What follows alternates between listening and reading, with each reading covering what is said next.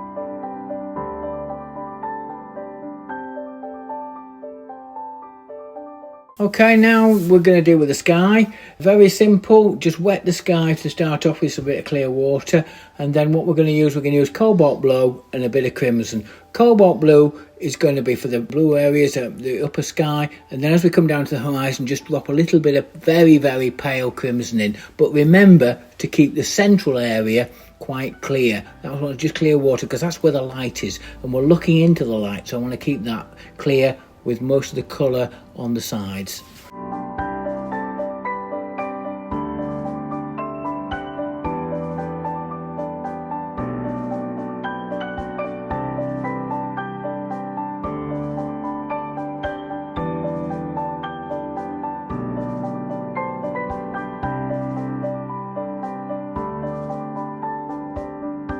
Okay, so now we're going to start with the boats. Now, obviously the sky has dried. Now we're going to start with the boats, and we're going to start with the mast and the superstructure on each of the boats. And that's going to be a case of a light grey for starters, cobalt blue, light red is as good as anything. For the masts, they're going to be dots and dashes, particularly as they're looking into the light. They want to be very much more diffused look about them.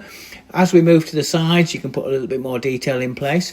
And then once you've done the boats, or done the masts, also alternate and do something a little bit of a brown look about them, so you get a bit of variety of colour.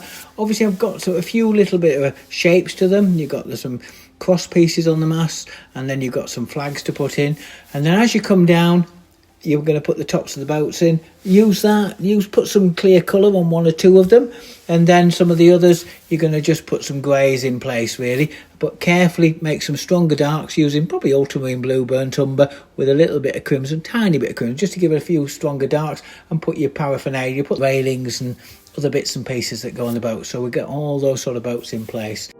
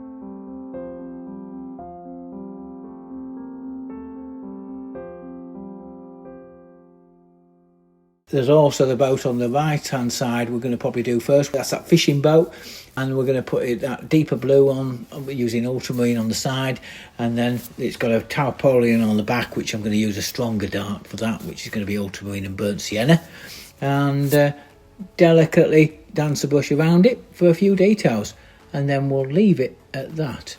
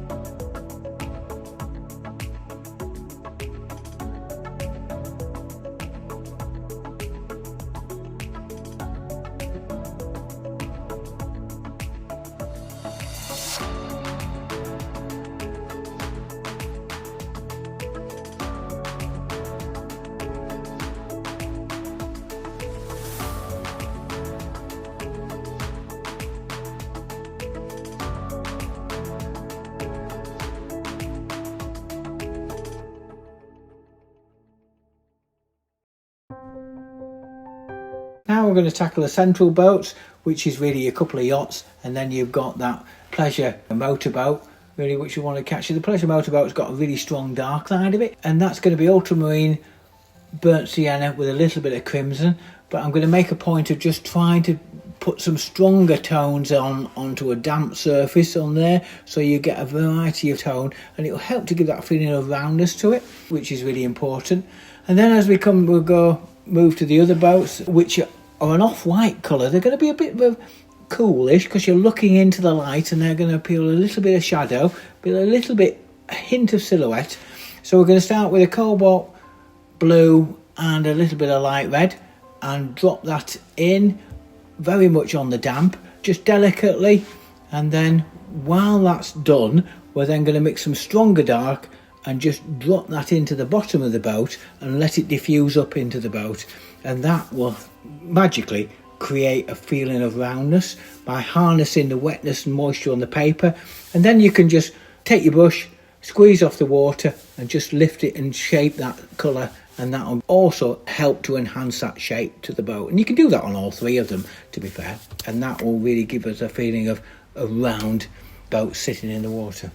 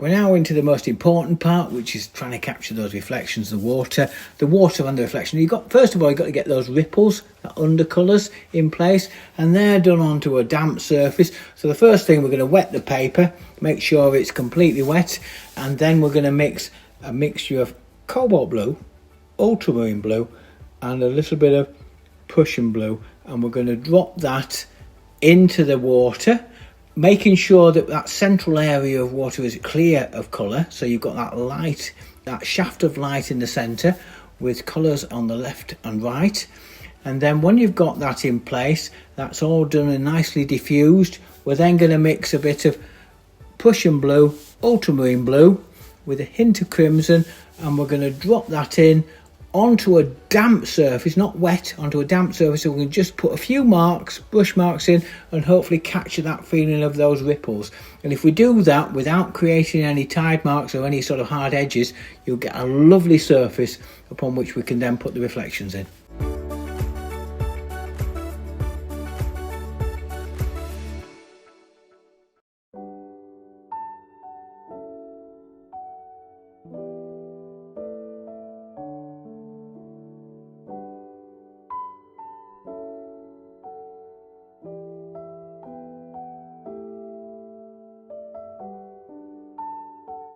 Right, we're now down to the reflections, and obviously we need to make sure that the water again was dry, that surface was fully dry. I did give it a slight hit with the hairdryer just to sort of make sure it was thoroughly dry before I go into this next stage.